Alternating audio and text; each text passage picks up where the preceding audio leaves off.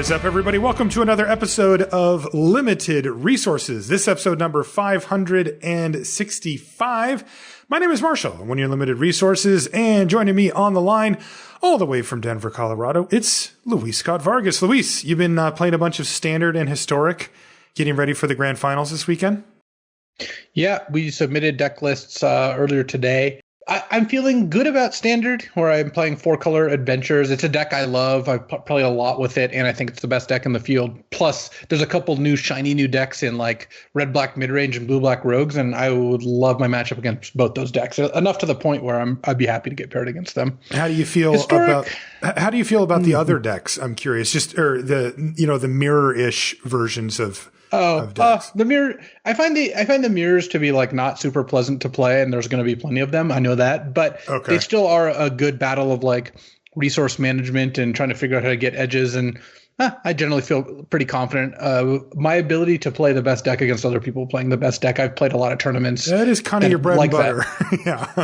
What about Historic? I tended to win more when I just played good decks. So I just don't mind doing that. I don't really have the same aversion to it some people do. Don't love the way Historic's going. We submitted Sultai, but it just looks like there's a lot more ramp in Omnath, and we expected more Jund Sack. So I think we might be a little ill-positioned. So my plan is to pick up like a nice 5-1 in Standard, and then just like a 3-3 in Historic, and that'll do it. Did you go over any of this stuff with BK on Constructed Resources? I did. In your last show? Yeah, I did. We did a deep dive kind of on both decks and metagames, like why we chose the deck and what the metagames look like for anyone who wants to play both Standard and Historic. It was actually, I think, a pretty informative episode, especially given the fact that BK is my co-host. You mean in spite of the fact or because of the fact? Right, Those are very different. Yeah. I want to remind you, this show is brought to you by Channel Fireball, which, you can check out Constructed Resources, Limited Resources, and of course, all the great content over there. I've got a bunch of draft videos up. Luis does as well, of Zendikar Rising right now. And if you want the premium content, this is the deep dives into the archetypes and decks and stuff that you can find in Constructed, and even some limited stuff. You want to get CFB Pro. CFB Pro gives you access to that, as well as a bunch of other cool things. We just finished the first CFB Clash event on the weekend. This is a tournament series that's going to be going for the rest of the month and into next month as well, culminating with the CFB Clash Championship. And, it's going to be, you can see coverage of it. We did coverage of it. Reed Duke and I kind of closed things out on Sunday for that. So that was cool. And these are really neat. You can, sign up for them. You play them on Arena. If you have CFB Pro, I think you actually just get the entry fee spotted, don't you, Luis? I think you do. For Clash, I believe you get one of them for free. Yes. Yeah, and I would have to check. I don't want to put you on the spot. Sorry, I did hear that mentioned though on the broadcast by one of the other casters. So I think that's pretty cool. I think it's $5.99 to enter, and then it's a neat structure too. 2-day event on the first day. There's 9 rounds. If you win 5 of them, you make it to day 2. If you win 3 matches in a row, you make it to day 2. So either one of those ways to make it through. And then on day 2, it's single elimination. So it's really straightforward. You show up, you play your match. If you win, you get to keep playing. If you don't, you lose. Top 16 qualify for the CFB Class Championship. So really cool stuff brewing over there at CFB, and CFB Pro continues to give you value, getting you into this tournament. You can play the CFB showdowns. You can, and you get access to the content and all that type of stuff as well. If you do end up signing up for CFB Pro or buying anything over at CFB, we'd love it if you'd put the affiliate code LR in when you check out. It lets them know that we sent you over. The podcast is also brought to you by Patreon, and more specifically by you via the Patreon, because Patreon is nothing without the patrons on it. Of course, this is the vehicle by which many content creators continue to make the shows and the videos and the music and the art and the things that you love to indulge in every day. It's really cool. This was not always a possible thing. Back in the day, advertisers had to deal with big picture stuff, with programs that went out over television or radio to large audiences, and they couldn't really dial into specifics to things, even as specific as gaming or Magic would have been probably too too broad of an audience to justify paying for ads for a game like Magic or something like that. But now with things like Patreon, we can have podcasts like this one or websites dedicated to, fantasy football or any of the other, very kind of niche things that exist in the world that people really love. And now there can be content creators around them. And Patreon's a big part of that ecosystem. We've been on it for 6 years now, almost. I got on it right when it first came out. I thought it was a really cool idea, and it definitely fit with what I was trying to do at the time. If you want to check it out, you can get some cool bonuses too. You get a signed thank you card in the mail. You get access to the Patreon feed, which is where we put up our question of the week threads and our question threads for the, guests and stuff that we have on, and you get access to the behind the scenes live streaming of the show, which we're doing right now, by the way. That's right. It goes up on YouTube and you can watch us record the show live, and we'll usually talk to chat before and after the show a little bit as well. All of that, is for any level of being a patron, even the lowest amount you'll get in at that. It's patreon.com/limited resources. Luis, we're going to skip Crack a Pack this week because we're going to be cracking multiple packs here. A while back, we did a little experiment where we did a crack a draft where we did like the first maybe 5 picks of a draft. We had Tim Willoughby with us to help us kind of be the other drafters. We did that live and it worked pretty well. So then we decided to take it a step further and do an actual arena draft, on the show. And that's what we're going to be doing here. We're actually going to be doing 2 of them. Our job, if you're listening to the show via podcast, which most people do, is to make sure that you have an idea of what's going on with our draft and the decisions that we're making as we go. But if you are able to get to your computer, these will also be up on our YouTube channel for limited resources, where we put up the video streams of all of our episodes as well. And you'll be able to watch us draft there too. So if you're sitting by your computer, but you're listening on your phone, this one's even better if you can fire it up on the computer. Should we just jump in, Luis? Are you good to go? Yeah, that sounds like a good plan to me. All right. So let's do a premiere draft to start off with. So we're going to jump in right now and let's see what we can get. And so a note when we do these drafts is part of what we're trying to do here, besides show you how we would navigate a particular draft, is use this as kind of like the place setting to then talk about various lessons that we've learned from this limited format, and like different archetypes we like and why we would hop one direction versus another, and like where we see cards fit into the overall structure of the set. It's just a good way to get a bunch of prompts as for stuff to talk about during the draft. All right, this opening pack has a cool rare. It's Myriad Construct. That's the 4/4 for 4 with kicker. And when it becomes the target of a spell, it becomes 4 little 1/1s, which is pretty cool. We've also got Skyclave Plunder, which is a draw 3 for 4 and a blue. Roiling Regrowth, the 2 and a green instant that lets you sack a land and then search up 2 lands. And Tangled Florahedron as our uncommon. So very powerful uncommons here. Out of the commons that are left, nothing amazing. There's a Core Celebrant, there's a Blood Priest, there's a Ghastly Gloom Hunter, and that's about it. What do you like here? Do you like just taking the Construct, Luis, because it's colorless and powerful?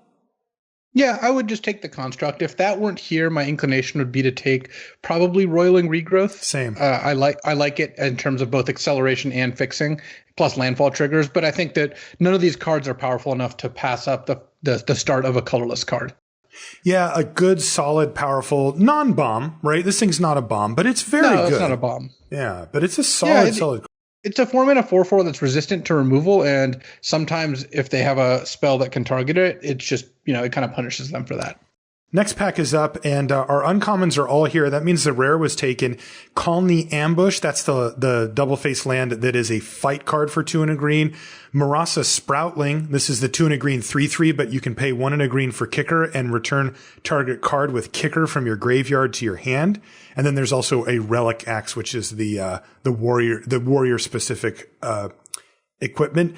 Of the commons, there's a Tazim Raptor, a Cunning Geyser Mage. I like those 2, and that's it. Those are the only good ones. For me, Luis, I would take the Marasa Sproutling here since we already have a kicker card, but I could see arguments for the Colony Ambush as well. What do you like? This is tough. Sproutling is a stronger card. I would probably just take Call the Ambush here just to hedge a little bit. I think that the flexibility of it is a little nicer, and I really like the double face cards as splashes as well. So I would probably take Call the Ambush, but I think either green card. Well, I think you have to take one of the two green cards. I would find it very, very difficult not to. Your pick actually looks like it would have worked out better because this pack has Journey to Oblivion, the Oblivion Ring for 5. That's cheaper for party. Scion of the Swarm, the 3/3 flyer that gets a ++1 counter when you gain life. Vastwood Fortification, the one green combat trick that puts a counter on a creature or is a tapped land. But more critically, it has Into the Royal as what is the best card in the pack. And Into the Royal plus Marasa Sproutling certainly is a nicer combination. But my inclination is still to take Into the Royal here. I like green-blue a lot more than green-white, and Scion of the Swarm doesn't even fit into green-black. So right. I think Into the Royal is the pick here. I like the possibility for this Risen Riptide that's in the pack to wheel back to us as well. That would mean we've got 2 of our first 3 picks have kicker, and we could get a good kicker payoff as well. Next pack, only one uncommon left. It's Relic Golem. That's a 3-mana 6/6 that can't attack or block until they have 8 cards in their yard, and it tap it to mill your opponent for 2. Of the commons, what do we have here? Nothing really great. This is a pretty bad pack all told. Yeah, well, the other thing to note is we're not blue-green by any stretch. We have 1 green card and 1 blue card. I think I would just take Relic Golem here because it's got the highest payoff, and we have an Into the Royal, so we have an inroads into blue already. And Call the Ambush, we can either splash or not play, whatever comes up. I just don't want to take a mediocre common over a potentially high leverage uncommon, even if there's like a pretty good chance we just don't play Relic Golem. Yeah, that's what I think too. Best card in the pack otherwise is like Marauding Blight Priest, maybe Turn Timber Ascetic. I mean, these are pretty medium cards. Next card. They're cards that don't really go with anything we have already. Ooh, next pack is up. Interesting. So there's 2 uncommons here. Jwari Disruption. That's the 1 and a blue counter target spell unless they pay 1. It's also a land. Relic Amulet here as well, Luis. And then of the commons, some okay stuff. There's a Tazim Raptor here. My inclination here is to take Relic Amulet because we have an Into the Royal already, and Relic Amulet getting 5th pick is a pretty good sign that Blue-Red Wizards is open. We don't have to straight up be blue-red. I actually like blue-green as well for a Relic Amulet, but you're more likely to be blue-red than anything else. I think it's enough stronger than Jawari Disruption and Tazim Raptor that I think, again, we're not going to run out of playables. Let's just take the card with the highest upside and just see what shakes out. Yeah, this is a good example of what Luis and I preach on the podcast about trying to keep yourself open for as long as you can so that you have a better idea for what's coming down the road and then you can get into the right lane. One uncommon in our next pack, it's Sajiri Shelter, which is, I love this card, Luis. It's the 1 and a white instant target creature you control gets protection from your color of your choice. It's also a land. There's also another Tazim Raptor here, a Deliberate, Glacial Grass, Mind Drain. There's also Chilling Trap. Yeah. I would be on Glacial Grasp or Chilling Trap. Grasp is a safer pick. Trap is a higher upside pick. I would actually lean towards just, we have the Relic Golem though. I don't know. Maybe the Glacial Grasp. No, I would take Chilling Trap. I think it barely edges out Grasp here, and I think Chilling Trap is good if we're trying to get Relic Amulet into our deck. Those naturally just go together so well. Yeah, there's been basically no red cards passed to us, but the blue's been fairly open. Our next pack has no uncommons, rare, or anything like that left. It does have a Dauntless Survivor, a Malakir Blood Priest. There is a Skyclave Sentinel as well, which is the 3-mana 2/3 flying defender with kicker. If we do feel like we might end up being in the kicker deck, we're still not committed to any archetype just yet. Yeah, my inclination is, again, to just kind of punt on this pick. The best card is Blood Priest, but you just have no real way of playing that card here. A Skyclave Sentinel's fine. If we end up in kicker, it's okay. I don't know. I'm not really happy about the way this draft is progressing. It actually seems like Black-White Clerics is open, but I never saw a good chance to get into it. We never opened on any of the early things. Yeah. The next pack has a Skyclave Cleric. That's the 1/3 for 1 and a white that gains 2 life when it ETBs, but also is a land. There's also a Fireblade Charger, which is a card I like. Angel Heart Protector to Tazim Raptor, and then some junk to round things out. This is rough. Yeah, I'm not thrilled about any of this. I guess I'd take Skyclave Cleric as just the best card, and I don't even know how we end up playing this card. Yeah, Red is definitely not open. Well, we just wheeled a Malakir Blood Priest out of our first pack. There's also Skyclave Plunder still in this pack. I think we got to take Skyclave Plunder. I think Yeah. that blue is open. I think we're going to draft blue, and I don't know where we're going past that. We have one green card and one white card. Luckily, they're both flip lands, so we at least have the option of doing some kind of weird splash. But as much as I'd want to move into Blood Priest here, I do actually think it's too late. There is a point where I think you're no longer able to do that. Yeah, I agree. So we take the Skyclave Plunder. So our deck right now is Chilling Trap, Skyclave Cleric, Into the Royal, Relic Amulet, Colony Ambush, Relic Golem, Skyclave Sentinel, Myriad Construct, and a Skyclave Plunder. And here we're going to pick up a Cascade Seer. Yeah, Cascade Seer is not exciting, but we have a Chilling Trap and a Relic Amulet, and we really got to make those cards work. That's right. Oh my God. So there's 4 cards left in the pack. One of them is Scion of the Swarm. That's the 3/black 3/3 flyer. Whenever you gain life, put a counter on it. It's one of the better payoffs for the Cleric's deck, and we can't take it.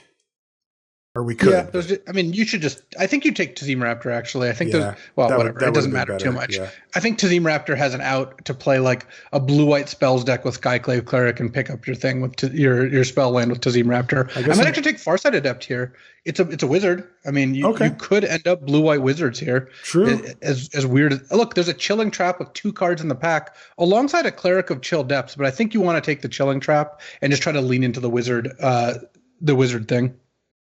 And then a Deliberate last pick. So yeah, blue's definitely mono open. blue spells. There we go. Yeah, mono blue spells. So again, just to round things out here, right now we've got 2 Chilling Trap, Skyclave Cleric, Deliberate, Into the Royal, Relic Amulet, Farsight Adept. Our 1 green card is Colony Ambush, which is also a land. We've got the Relic Golem, the Skyclave Sentinel, Cascade Seer, Myriad Construct, the Skyclave Plunder, and then I cacked the Scion of the Swarm, but it doesn't look like that's going to make the cut. Our next pack is up, and we've got Turntimber Symbiosis as our mythic rare. That's the 4 GGG. Look at the top 7 cards of your library. Put a creature card from among them onto the battlefield. If it's 3 cost or cheaper, it gets 3+1/+1 counters. It also is a land that you can pay 3 life to enter the battlefield untapped, and it taps for green. Also, Core Blade Master, Acquisitions Expert, Shatter Skull Minotaur, and then no removal or anything good in the common. No, of course not. I do actually think here we've got a tough decision between Jiraga Visionary and Glacial Grasp and Turntimber Symbiosis. I don't know. I took the Glacial Grasp because we ran out of time. I think Glacial Grasp is reasonable there. The only thing that you really know we're doing is mono blue spells at this point. Yeah. So this pack has Thwart the Grave and Zoth Consumption, a Vine Gecko, a Living Tempest. Really just, again, nothing that's that exciting. You've got 1-2 kicker cards. I could see taking Vine Gecko here, and it's at least a powerful card, and then just hoping for more Into the Royals or other kind of green kicker cards. If there was a good white card here, I would be in for it, but there just isn't. So I think that the Vine Gecko is the pick. We'll take Vine Gecko. Another good blue card here. We've got Umara Wizard, which is the land creature that's a 4/3, and whenever you cast an instant sorcery or wizard, it gets flying until end of turn. Yeah, I like Umara Wizard. It's a great pickup. All that we've identified as blue is open, and blue is definitely open. We'll kind of see where we can go from there. I mean, double Chilling Trap with Relic Amulet and cheap wizards is a strong strategy. So let's see if we can pick up some more wizards here. This has been a rough draft, though. Like, we have seen 0 Royal Eruption, 0 what's it called? Black removal spell, like nothing. Yeah, the real, I think the real thing that we could have done differently is maybe move into black white, but I don't even think there was, again, a good opportunity to do that. We started by just taking the most powerful cards and kind of got rewarded here. We get a Lull Mage's Domination, which is a card I like. And now that we have this plus Relic Golem and a Glacial Grasp, I'm actually really interested in mill cards. If we can pick up more ways to mill and be like a blue-green mill wizards sort of deck, or even just almost mono blue. Because Domination's a fantastic card, and there's also 3 other good blue cards in the pack: Expedition Diviner, Seafloor Stalker, and Tazim Royal Mage. But I think this is an easy Domination given where we're at. All right, so we'll take Domination here, and we are at this point leaning towards green-blue something, Mill Wizards, as we put it. What I'm really looking at is, definitely green-blue at this point, because this pack has Attended Healer as the best like card in the pack probably, but Jiraga Visionary, the 3/2 wizard that draws you a card for 4 in green, and that's perfect. That's exactly what we want. And now I think we're pretty firmly in blue splash green, or like, mainly blue, like uppercase U, lowercase G wizards. Yep. So I think we're going to get this Relic Golem in there too, by the way. I would be shocked if we did not end up playing that. Okay. Green wizards it is. We've got Dragovich. I actually think blue-green wizards is totally fine. Yeah, this next pack's pretty good for the green as well. There's a Tadru Blightblade, which might be something that we need given our lack of removal. There's also, though, a Gnarlid Colony, which is a card I like. Yeah, Gnarlid Colony is good. We do have the kicker payoff in Vine Gecko right now, and it wouldn't be shocking if we picked up another one at some point. So I'm happy enough taking Colony. Even though we're giving up a wizard and Cascades here, that's just not a very good card. Right. So we'll take Gnarlid Colony out of this pack. Balaged Recovery. Nice. So we've got an uncommon here, right? It's a land, but it also is a regrowth. It's 2 and a green for a sorcery that returns target card from your graveyard to your hand. Oh, yeah. Easily the pick over Turn Timber Ascetic and Deliberate. And now that we have Balaged Recovery, Colony Ambush, and Umara Wizard, I really would like to pick up a Kazandu Stomper at some point, just because we have 3 good spell lands. Yeah, good point. Hopefully we'll be able to get one of those. This is our 8th pick in pack number 2. And it's another decent one. There's a Salundi Vision here, as well as another Glacial Grasp. I like taking the Vision. Yeah, I would take the Vision. I do want to pick up more Glacial Grasp because they're perfect with both Relic Amulet and Relic Golem, both of our relics, which 2 of our stronger cards. But Salundi Vision is just so strong. Like you just get to get that flexibility in there. So I'm definitely in for Salundi Vision. But you're definitely right about the Glacial Grasp. It somehow fits our Wizard's Mill theme perfectly. There's another. Look, we wield a Jiraga Visionary. That's perfect. That's great. So we'll pick that up over a Deliberate here in pack 2, pick 9. We've now got 19 cards currently in our playables with 3 in the board. This is kind of what I'm talking about. It felt like pack 1 was a disaster, but we still are at 19 playables after pack 2. And honestly, there's not that many cards in our deck that I think are bad. Yeah. Like we might end up cutting the Relic Golem and we might end up cutting Cascade Seer, but we're going to play Deliberate probably with our Relic Amulet. It finds it and charges it. And then we've got Chilling Traps, 2 Chilling Traps, and right now 4 or 5 Wizards. Like this is kind of perfect. Wow. No one's drafting Black-White Clerics. There's a Relic Vial here with 4 cards in the pack. Crazy. I think we're fine picking up Anti-Cognition here, though we're not that likely to play it. That's right.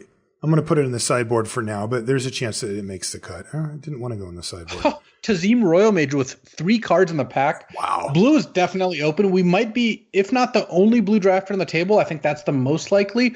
Or the other person who's taking blue cards is like splashing blue for just a couple cards. So getting that Tazim Royal Mage with 3 cards in the pack is perfect. It's just a cheap wizard for all our stuff that cares about that. It's a kicker card. It gets our spells back, and we have lots of those. Oh, a juicy pack here with Swarm Shambler is the rare, the 1-mana 1/1 that grows. Black Bloom Rogue is an uncommon, the 2/3 flip land. And then a Marasa Sproutling and a Vastwood Surge is 2 powerful kicker uncommons. Though my inclination here is to take Marasa Sproutling, given we have a good amount of kicker cards to get back. And then there's also a Bubble Snare here that honestly, we might wheel Bubble Snare or Field Research, or potentially both.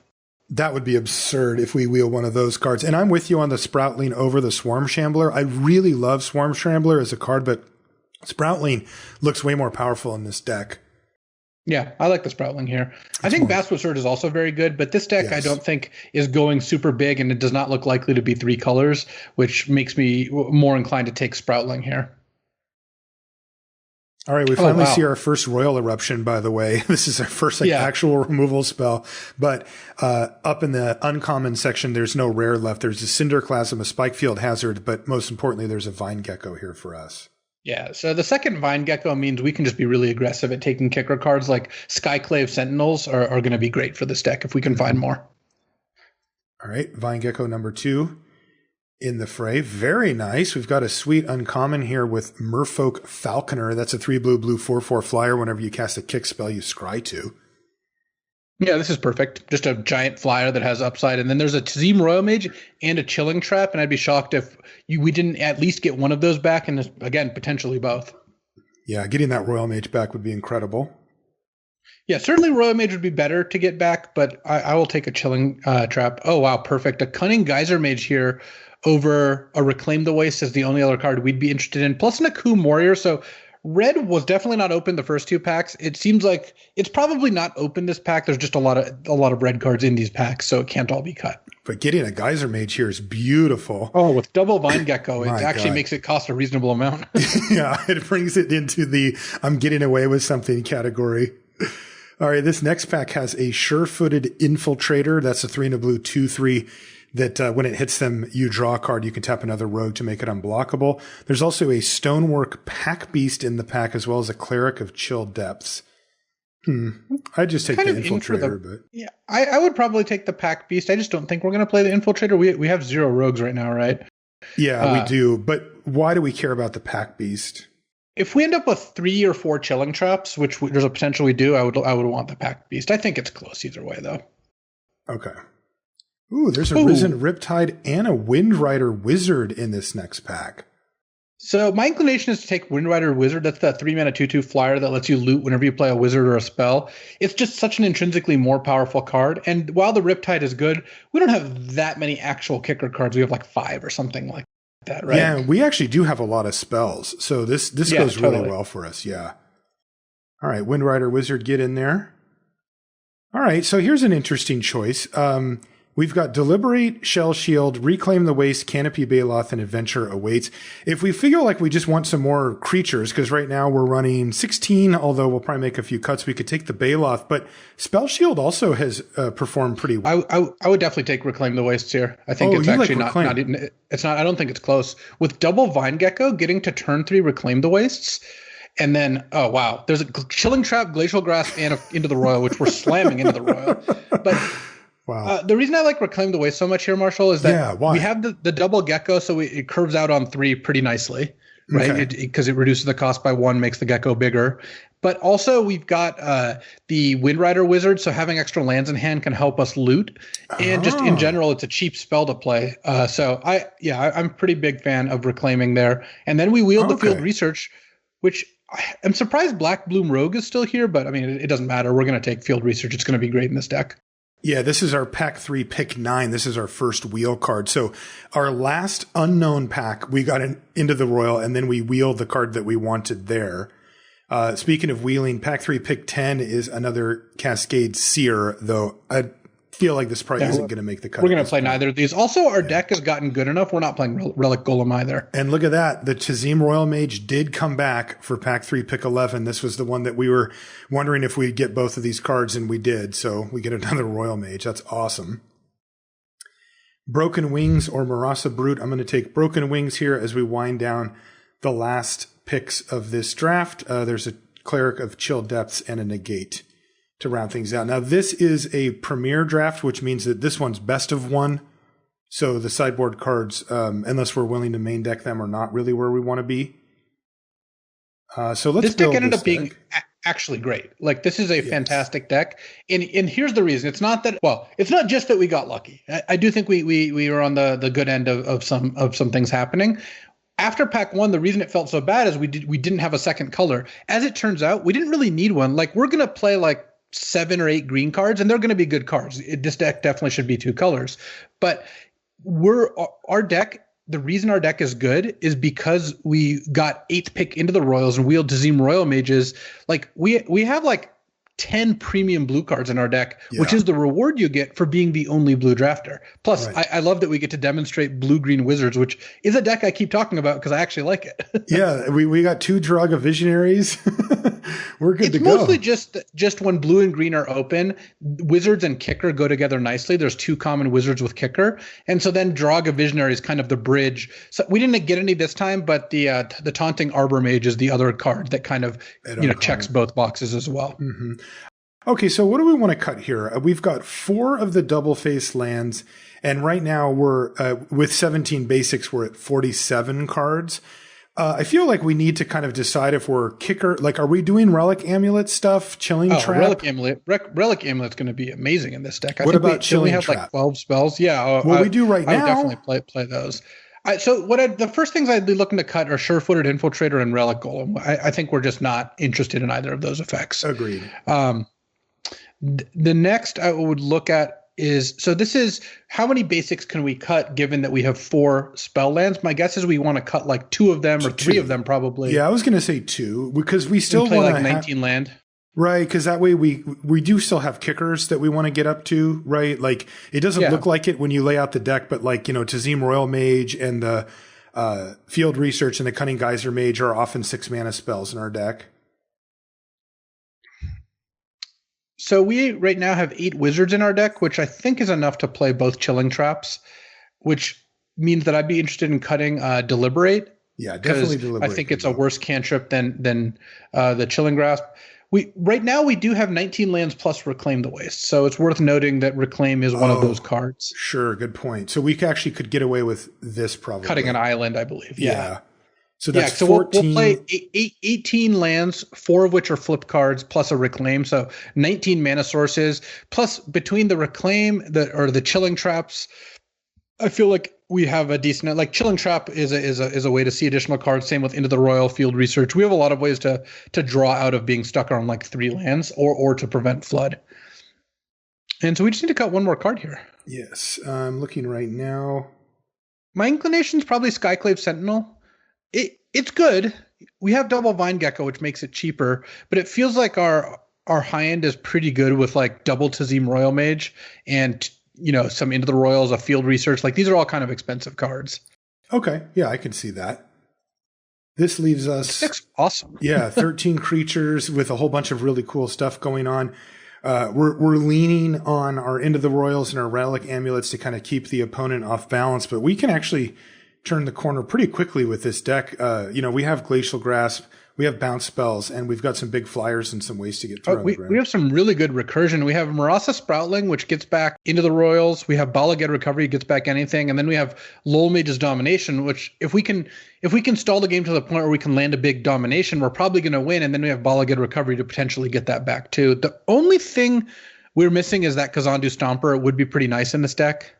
Oh, is there? No, there's no chance we're supposed to cut Skyclave Plunder. I think playing all the card draws good in this deck. Yeah, I think so. I feel like those type of cards we want here too, because they also work well with what's it called? The amulet.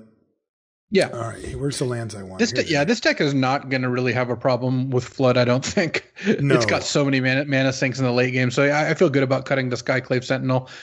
I mean, I would give this deck probably an 8 out of 10. Yeah. Like I think that this deck ended up having a lot of individually powerful cards and a powerful synergistic theme. So this was a kind of good demonstration of how much mileage you can get out of identifying even just one wide open color. Like one wide open color is enough for an entire draft. Imagine if instead of these green cards, we had 2 Royal Eruptions plus 3 mediocre red cards, plus we just played a couple blue cards. Our deck would also be pretty good. Like it's not that we needed to identify 2 open colors, though obviously if you can identify 2 open colors, even better. But really your goal is to find at least 1 wide open color or 2 reasonably open colors. Yeah, also cool that, you were looking for kind of an offbeat archetype here and actually found it, right? That if I describe this deck to you, you would probably say it's probably not very good. Like it's trying to do kind of halfway into a bunch of different things. If I said, well, I'm running the amulet, you'd be like, okay, so you're blue-red wizards. No, I'm actually blue-green. Okay, well, they don't have that many wizards. Like what's going on there? I've got a card that cares about, the opponent being milled, and we've got a bunch of cards that care about kicker. It's a little bit of a mix, but it works. Like there is a balanced mix here. And this is the product of the type of cards that we've talked about on recent sets quite a bit lately, which are these overlapping cards. These cards that work well in multiple archetypes. They're able to glue together even a deck like this that blue-green, primarily kicker, but with like some spell synergies and stuff. You wouldn't think that would be able to come together, but I think it did here. And plus, this deck is sweet. Like I'm actually really excited to play it. Yeah. So 2 things to mention here. We're going to do another draft right now. So that was just the first one, and then we'll do another one before we call it a show here. And also, I streamed the showdown that we did. I put the video up on the YouTube channel, like I mentioned last week, between us and the Lords of Limited guys. But also, I've always struggled with finding a balance for streaming, and I'm going to try streaming 1 day a week. and not for super long, just kind of a couple of drafts or whatever.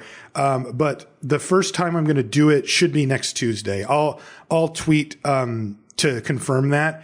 But my plan right now, because this week I can't because of the grand finals coverage meetings and stuff, and then we had to do the show today. But I'm planning on streaming on Tuesdays at about noon, and I think I'll stream these decks. Like if they're still in my account, I'll stream how we did with these. That's awesome. I'm glad you're getting back into the streaming game. Yeah, I wouldn't call it that. Like I'm actively trying to not be in the streaming game, right? Like that's the problem I struggle with. But I do enjoy doing it and hanging out with people and the structure and stuff. So, and if people show up and watch your stream, maybe we'll see 2-3 days a week, that sort of thing. See, that's exactly the problem, isn't it? All right. So let's jump into this next draft here. This one's going to be a traditional draft. So we'll keep that in mind for any potential changes of picks. So one thing I want to highlight about that last draft before we get into this also is part of the reason we got into the situation we did was by just taking the best card out of the first couple packs because we didn't have much of a cohesive structure. Mm-hmm. And it ended up demonstrating to us that blue was open, though there is chance that we could have maybe gotten into black-white clerics. I just don't think that would have been great drafting to do so. Right. All right, next pack is up. Our rare is Valakut Exploration. That's the card that gives you card advantage off of landfall. There's a Ruin Crab, a Vastwood Fortification, and yes, a Relic Vial. And then out of the commons, there's really only one that stands out, and it's Royal Eruption. So good options here. My inclinations are to go for Royal Eruption or Relic Vial. We're just taking the crab, right? We could also just take the crab, but I would not do so. I actually would take Royal Eruption here. Mm-hmm. The reason I would take it over Relic Vial and Ruin Crab, though those are both strong cards. I like Crab a little more than you do, though I think, again, less than probably the general public. Yeah. Is that those are strong cards in the right decks. Royal Eruption is just a great card. It's slightly worse than those cards in optimal decks, but way better than those cards on average. So you're supposed to just start Royal Eruption there. That's the problem, is that I almost always first pick Royal Eruption for the reasons that you said, and I have a hard time justifying it over almost everything else. Next pack is up. This is pack 1, pick 2. Jwari Disruption. There's a Merfolk Falconer as probably the best card here. There's also a Marasa Sproutling, though, even though you'd think it would go with Royal Eruption, and it does. This card really wants to be in blue-green primarily. Of the commons, there's a Gnarlid Colony, a Feed the Swarm. There's a Shepherd of Heroes. I'm just on Merfolk Falconer here. I believe it is the best card. Well, I think Marasa Sproutling is actually better in the right deck, but Merfolk Falconer goes better with our first pick because I think blue-red tends to be a lot stronger than red-green. And it's just, again, a card that asks less of you, which I think is fine to – when the card's power levels are this close, I'd rather just take something like Merfolk Falconer, which I know is going to be excellent. So our first picks are Royal Eruption and Merfolk Falconer. Perhaps a blue-red deck, maybe some kicker stuff going on. Yeah, we're in blue-green Wizards. We just don't know it yet. Next pack has Kabira Takedown in it. Kitesail Cleric, which I've been a little disappointed by. Fireblade Charger, which I like. There's also a Risen Riptide, a Seafloor Stalker. There's a Pyroclastic Hellion. Not a whole lot else. Yeah, the best cards in this pack are white, but I don't really have a strong inclination to take Kabira Takedown here. I think that would be the best card in the pack if you were to select it. But yeah, I like Charger. I'm actually looking at that Riptide. Fireblade Charger. Yeah, Risen Riptide can be playable in blue-red, and again, we're not locked into either of our colors right now. But I think Fireblade Charger is just a pretty good card in general. I do too. I think it's a little underrated. Also, like the fact that it trades for 2 toughness creatures and it has some additional upside of if you can pump up its power, it gets quite a bit better. I like. Ooh, Grotag Night Runner is our next one. That's the 2 and a red 2/3. It's a Goblin Rogue. Whenever it deals combat damage to a player, you exile the top card of your library. You may play that card this turn. I like that card quite a bit, and I think that blue-red's right where it wants to be. Also, you can use the tempo plays from blue to get blockers out of the way temporarily and then connect with the Night Runner. Yeah, I like taking Night Runner here. Also of note, once we do that, we have Fireblade Charger, Night Runner, and Royal Eruption in red, and just Falconer in blue. So I'm ready to hop out of blue at a moment's notice here.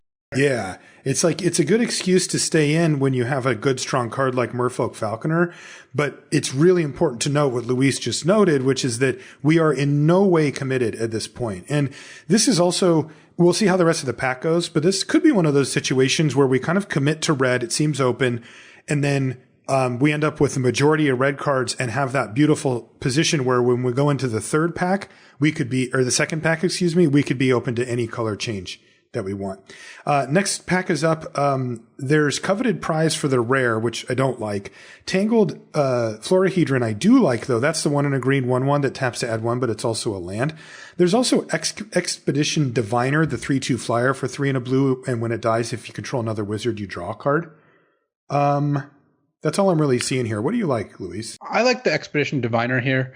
As much as it would be nice to stay open, I would love to take a red card here. There just isn't a playable one. And I think Tangled Florahedron is kind of weak. I really haven't been impressed with that card. Oh, I've liked it a lot. What don't you like about it?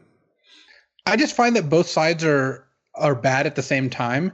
And in general, I think it's just an okay card, but it's not on par with most of the other flip cards, in my opinion. Oh, I have it right. I have it at exactly on par. Not above them, but definitely on par. I often put it in blue-green where it really lets you pay the kicker cards sooner. Next pack is up. Spell Shield and Tazim Royal Mage in blue. Ardent Electromancer in red. Best card in the pack is probably Blood Beckoning or the Royal Mage here. Yeah, this is an easy Royal Mage. Yeah, it's just good in blue-red wizards. It's a fine wizard 2-drop if you draw it in your opening hand and you need to, and it's a great card on 6. We have a Royal Eruption to pick up. We'd obviously like to pick up more spells, but we're only 6 picks in, so we're going to be able to get more there. Yeah, I mean, this is the kind of deck where Chilling Grasp is also really, really good. Yeah, and it's worth noting here that in these colors, your premium commons are both kicker cards with Into the Royal and Royal Eruption. So being able to get back like really your best stuff with the Royal Mage is very good. Or not kicker cards, but instants or sorceries I meant. Skyclave Squid, Ardent Electromancer are the 2 cards in our colors out of the next pack. The other cards, there's a Kazandu Stomper, Prowling Felidar, Tazim Raptor, Practice Tactics, Bear Supplies, and a Territorial I would just Scythe take the gun. Wizard. It's the Ardent Electromancer. It's not often going to add more than 1 mana, but even then, it's a cheap wizard, which kind of fuels what you're looking for. We already have Expedition Diviner as a wizard build around, and I expect to kind of get more as these packs go on. That's right. Next pack comes up, Spitfire, Lagak, Sneaking Guide, Sizzling Barrage. We could play that. There's also Concerted Defense, uncommon, which I think is not playable. There's a Spare Supplies. To take it up with Deathsea, because when Deathsea was doing coverage of our draft, he mentioned he actually likes playing Concerted Defense. I don't see it myself, but I'm kind of curious about it.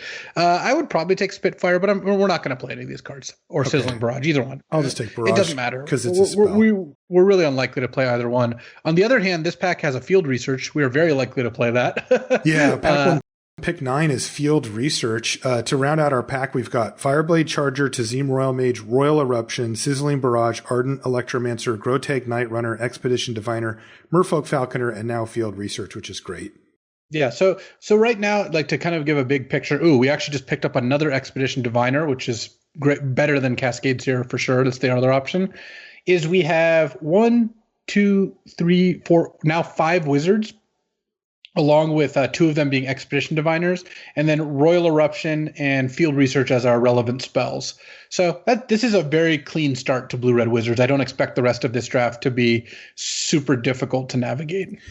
Yeah, we are now sort of at the mercy of opening up good payoffs, right? Like that's what we really need to see as an amulet or a I would take Pyroclastic Hellion out of this pack over Cascade Seer for what it's worth. Okay. I just find Cascade Seer to be mediocre. And right now we don't have any spell lands, but if we pick up a couple, the Pyroclastic Hellion gets quite a bit better.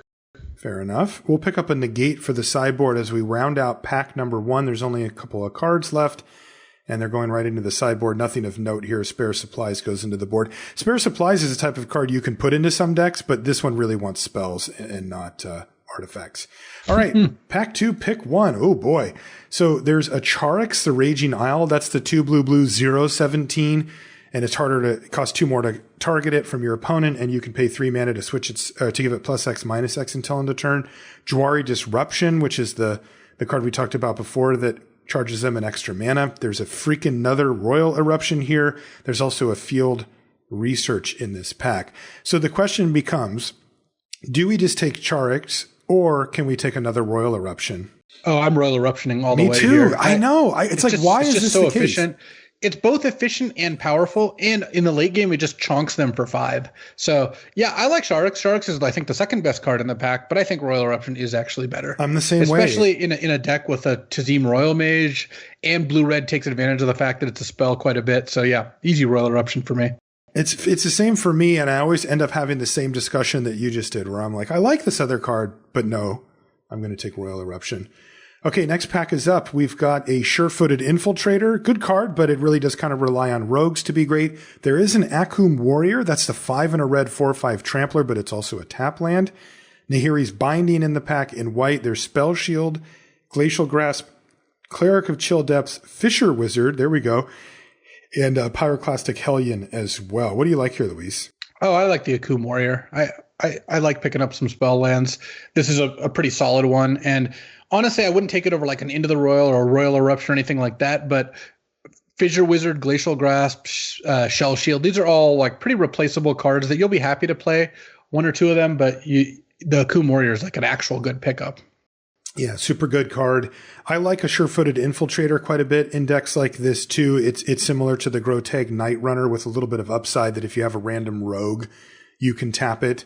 But we don't have a random rogue right now, unfortunately. I think Night Runner's our only other one. Yeah, we have one, yeah. Yeah.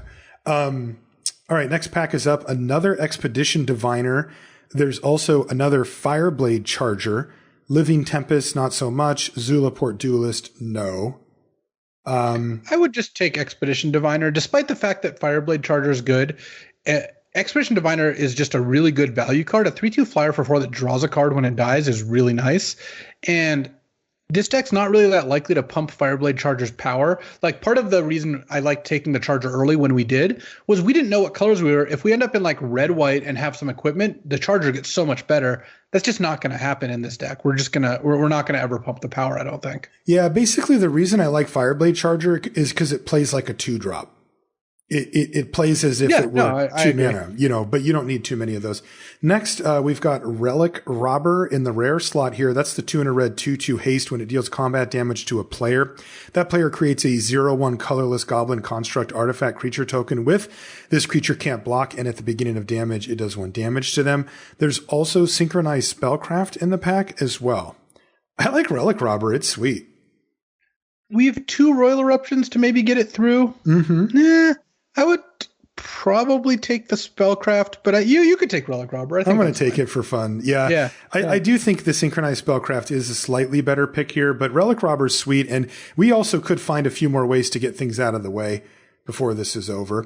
Next pack is up. There's Merfolk Wind Robber. That's the rogue that actually is seeing some standard play here. It's a 1/1 flyer. When it hits them, they mill a card. You can sack it to draw a card if they have 8 cards in their yard.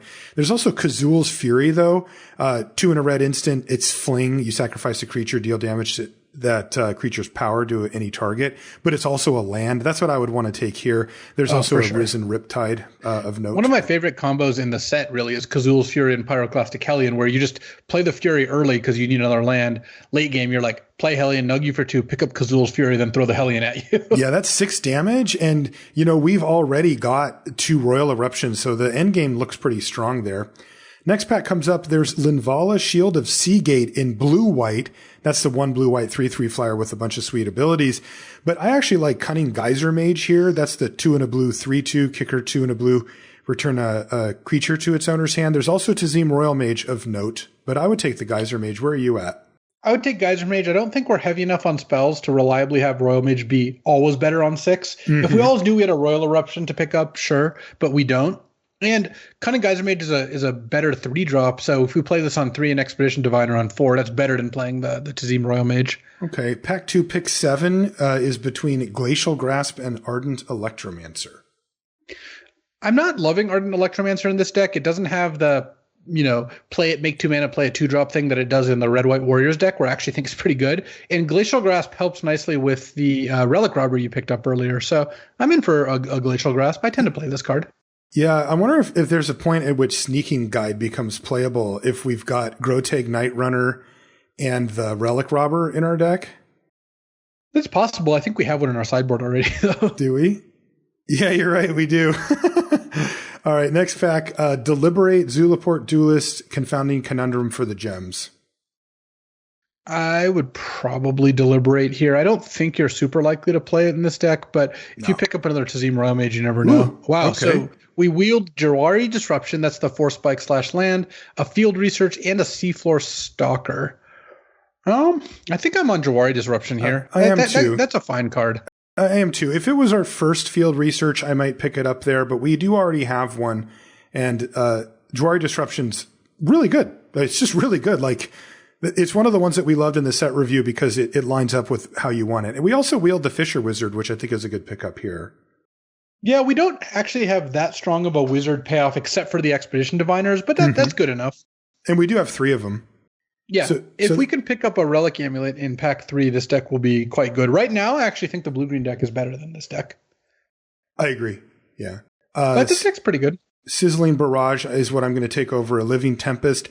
Look, we are forcing our opponent to block with the Relic Robber. Oh, Relic Robber and Night Runner both do incentivize blocking pretty strongly. Yeah, so it might actually be okay. And then we pick another Deliberate and a Risen Riptide to finish off the pack here, although it doesn't look like the Riptide's where we want to be.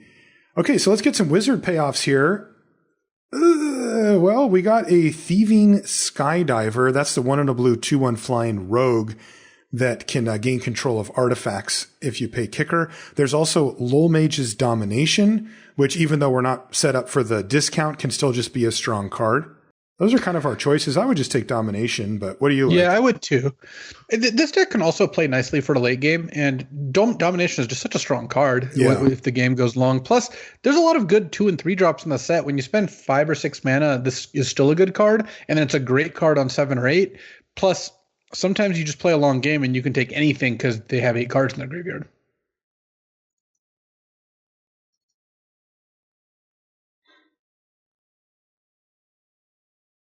Okay, so there's Umara Wizard next. Glacial Grasp. Molten Blast. And Molten Blast. Yeah, Umara Wizard is head and shoulders above the rest of these cards in terms of how powerful it is. Yeah, not close. Yeah, Umara Wizard is fantastic. My inclination here is that we need some slightly cheaper cards. We just picked up a Lol Mage's Domination and an Umara Wizard. So while I think we're in good shape, I would love to see another couple cards that cost like in the 2 to 3 mana range. Right. Let's take a look at our curve real quick. Oops. Yeah, boy, we just really would love to see a few more payoffs for having all these wizards and spells. Next pack's up, we've got another Kazul's Fury here, as well as a Bubble Snare, a Cascade Seer, a Synchronized Spellcraft. I'm in for Bubble Snare here. We already have a Kazul's Fury. That's not a card you generally want too many of. And this is what I was talking about for cheap interaction or something to play in the early game. You can really easily play Bubble Snare and another play on turn 4, and that really puts you in a good spot. Yeah, I like that. All right, we'll take a Bubble Snare. Good hard removal spell here as well. All right, there we go. We got a payoff. So in pack 3, pick 4, we've opened Rockslide Sorcerer, which is a 3 and a red 3/3. Whenever you cast an instant sorcery or wizard, you can do 1 damage to any target. That is what we needed. Yeah, Rockslide Sorcerer is an excellent pickup. I'm not feeling quite as much as you that we need something like this. Obviously, this is a great card. It'll make our deck better. Mm-hmm. This deck is going to be fine even without too many wizard payoffs. It just happens that we have tons of wizards and spells, so something like Relic Amulet would be awesome in the deck. That doesn't mean necessarily that we need it in order to have a functional deck, though. Fair. Yeah, the deck's definitely functional, but now it's getting towards good. Agreed. Another concerted defense, there's a Glacial Grasp number 2, a Skyclave Squid, or an Ardent Electromancer for Pack 3, pick 5. I'm still liking these Glacial Grasps because we have 2 really high leverage 3-drops to get in there. Yeah. If we hit them with Relic Runner or Night Runner or Relic Robber, we get some pretty good payoffs, Robber especially.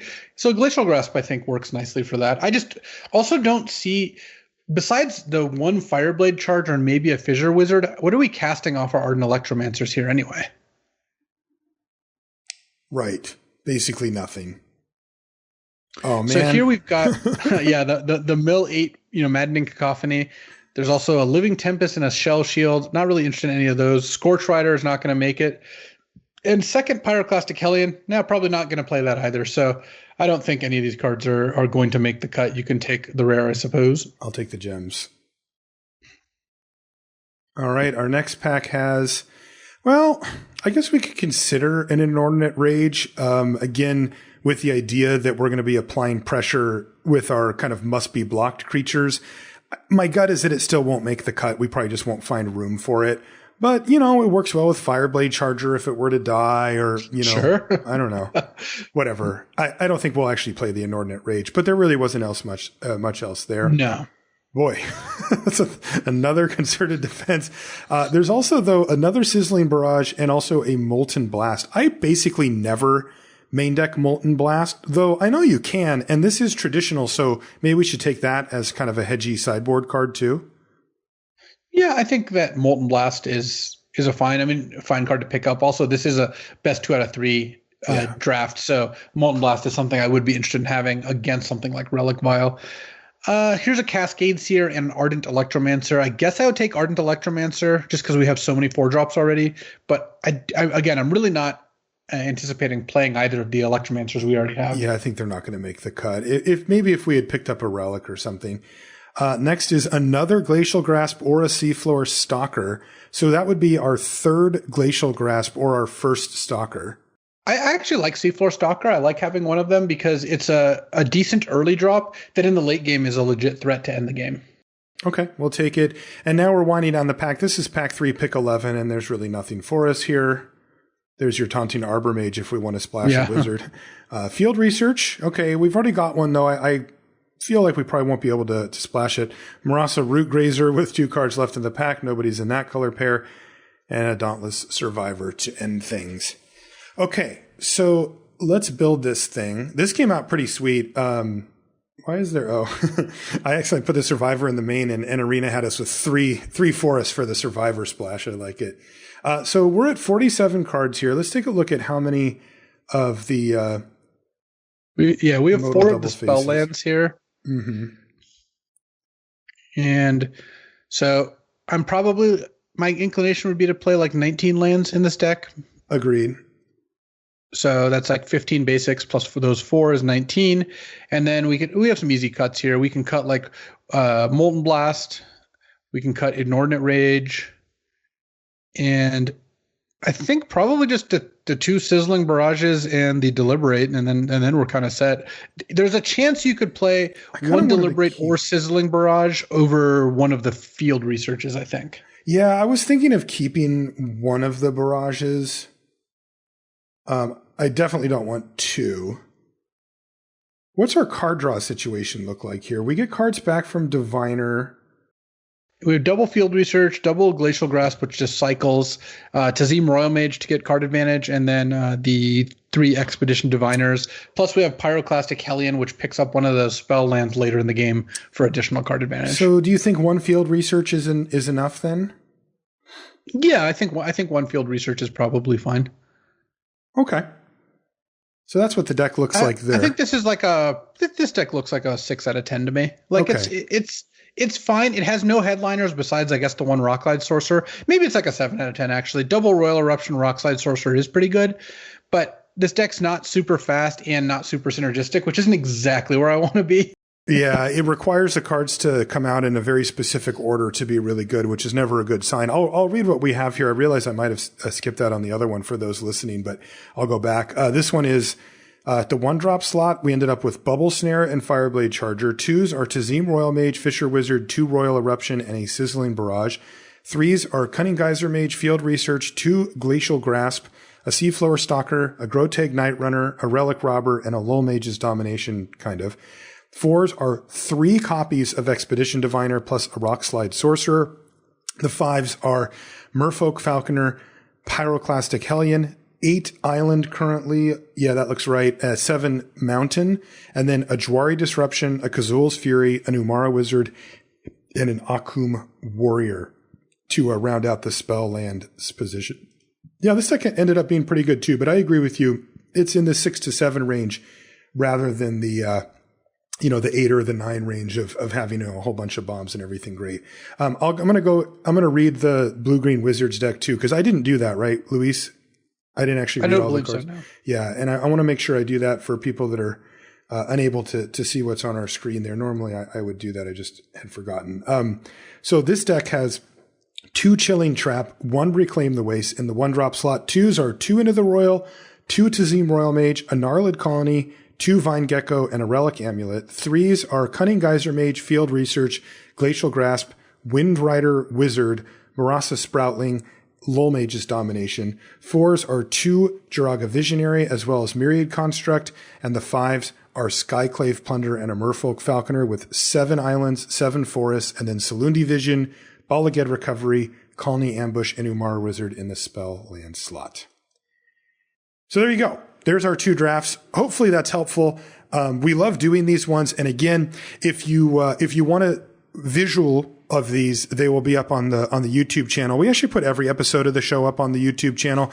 Primarily, started doing that a long time ago, mainly just as a way to get the show in as many places as possible. Like my goal was, to make it as easy on the listeners as possible to find the show. So I kind of just put it up wherever I could. And of course, YouTube's a massive platform and a good fit for it. But this one's especially good to go look at because you can actually watch the rest of the cards. Maybe there's some cards that we didn't mention because we don't view them as mentionable, but maybe you're like, well, I really like that card. And if we didn't mention it, it's because we don't think that it was in contention, and you can kind of process of elimination that part out.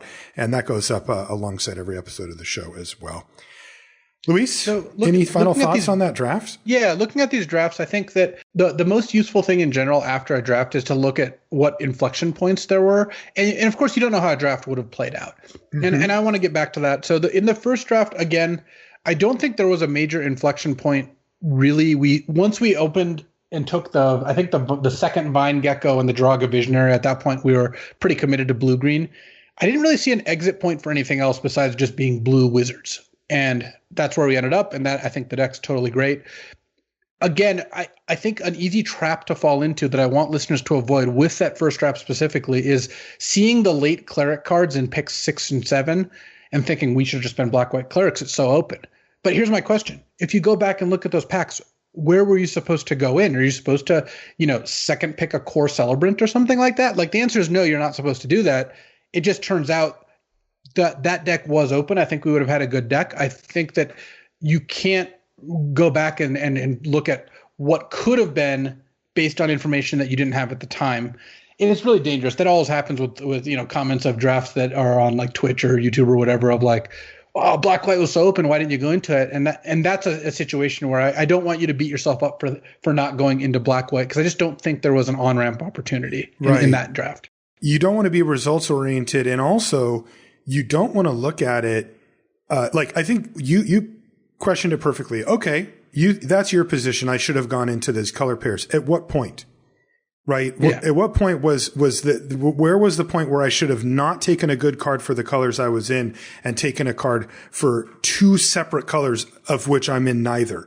Also, it's worth noting that, we always talk about signals as data points, right? You don't want to overdo it based on one signal. Now, it started to become clear that those white and black cards were flowing, but still, those were not gold uncommons coming through us pack 6, pack 7. They were solid cards for the deck, the 2-drop, the 2/1, stuff like that. But, the size of the signal matters also. And so that would be another thing that we would be paying attention to. And, these were good commons, maybe the occasional good uncommon for the deck, but nothing insane. And, as you said, if we would have switched, I think our deck would have been, as it turned out, probably on par or maybe slightly worse if we would have just said, screw it, I'm going to take Malcure, Blood Priest or whatever and just move in. I don't even know that we would have had a better deck. I don't think we would have had a better deck because, that deck being open doesn't mean those colors are open, and blue was just so wide open. Anytime you can identify a color that no other person at the table was drafting, then you will end up with a fantastic deck. Right. And if we go into the Cleric's deck at that point, we're giving up on that advantage too. And that was advantage that we had already accrued a little bit of, but that we hadn't realized fully yet because we still had 2 more packs of being effectively the only blue drafter at the table to keep getting those cards. Draft is about setting yourself up. The first part of the draft is about setting yourself up for the next part. This is why you don't see, someone like Marshall or Ben or me when we're drafting and you're watching us draft get stressed out when 5 or 6 picks in, we don't have anything resembling a deck, because that's not our goal. Our goal is to just test the waters and see what's open. And after pack 1, I thought we had a good expectation of getting a ton of good blue. It turned out we got, I think, some good opens, and we picked up just enough green to make the deck functional. But we were going to be in a good spot if blue was that wide open. Blue is also one of the deeper and better colors, I think. Yeah, that's true. So it's a good color to be in. Whereas you're not going to be quite as happy. Like green being open, I don't think is quite as good, because I think green's commons fall off a lot further than blues do. Yeah, and that was evidence there. I mean, we wheeled multiple Tazim Royal Mages. Tech card is really good in our deck. I mean, seriously, that's a fantastic card for us, and we were getting them on the wheel. Chilling Trap is a fantastic card in that deck too, and we picked up 2 and could have had another one if we wanted it, but we wheeled too many good cards to take all of them. Right. So there you go. Yeah. So again, we really hope that these are educational for you and that you're able to keep up if you're listening. With what's going on in the draft. And we love doing these shows. They're really fun to show in practice how we actually approach these situations, which reveals things that are hard to describe unless they're sitting in front of you. Real time dealing with the conflicts and the problems that you face by navigating a draft. And again, we hope it's helpful. That's going to do it for the show this week. If you want to find us on social media, I'm Marshall_LR and Luis is LSV. You can find everything related to the podcast at lrcast.com. Don't forget about Channel Fireball. They're the sponsor of the show, and you can head over there to buy, really anything you need. Sealed products, singles. You can sell your cards back to them. You can get content. You can get premium content. You can sign up for tournaments on Arena. All of that stuff at channelfireball.com. They really are kind of the hub to go for everything you need Magic related, whether it's playing on Arena, whether it's buying physical cards, whatever it is that you need. Again, the patreon.com/limited resources is how you can support the show directly if you'd like to. If you do head over to CFB and you end up picking anything up, if you could use the affiliate code LR, that does help out the show because it lets them know that we sent you over and that they're getting their money's worth out of the sponsorship. And that just helps the show keep going. And we would appreciate that as well. That's going to do it for this one. We'll see you next week. So we've got some decisions to make, Marshall. What do we got? Well, Mr. Metronome, Ben, he PayPal'd me sufficient funds to cover burritos for me, you, and BK. Oh, good to hear. As a result of our challenge, so I've got to make some decisions as I'm the keeper of the keys here. Yeah, this is scary. He gave this money to you, directly to me. Yes. Oh God. Here's how we could do this. Here's the boring way, which we will not be doing. I'm just letting you know that I understand it's an option. Uh-huh. You know what the boring way is?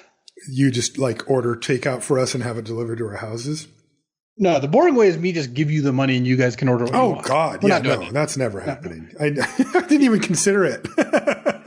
But I believe I'm going to go with the more interesting way, which is I will be ordering you and BK dinner. I will let you know so you don't make other dinner plans or whatever. On a day, I will order you and BK dinner, and I'm not saying it's going to be burritos or any particular thing. I will make an educated guess to optimize for what I consider important in a dinner for you. Oh my God. Okay. Now I will say one thing. I want to go with you to Ethiopian food. So if you get me that, I'm going to be mad at you, even if it's good. So here's the thing about Ethiopian food. It's much better enjoyed at the restaurant. It's not, even though we do take out here because we just have to these times. Mm-hmm. Also, it's a much better family style meal. Okay. So okay. I find that the quality, it's actually been great having Raptor here because now we can get enough dishes. So we all get what we want, but there's enough people to order enough dishes. If you were to go totally and order from a family style Chinese place and you're just one person, you're like, well, I can't order, general chicken and chow fun and fried rice and, wonton soup because that's obviously way too much food, but I kind of want to eat all of those things. Right. So it's much better to go with 4 people. You each get a dish. Definitely. And kind of split it up. But no, I'll be ordering you and BK food. It's going to be more interesting ordering you food because, I hate to say it, but we have started you've done extensive research on the takeout options here in Denver, so it's not going to be particularly new figuring that out. But you've got a lot of options around your place, so I'll be getting you something good. Don't worry. Oh God. Okay. Well, I'll tell you what. I'll tweet whatever shows up. So if anybody wants to know what happened, they can find out. And I'm scared. I'm not going to lie. I'm definitely scared. I mean, you don't have any like serious food allergies, right? I mean, No. like serious ones, like not minor ones. I'm not interested in those. In fact, you really don't want to tell me those.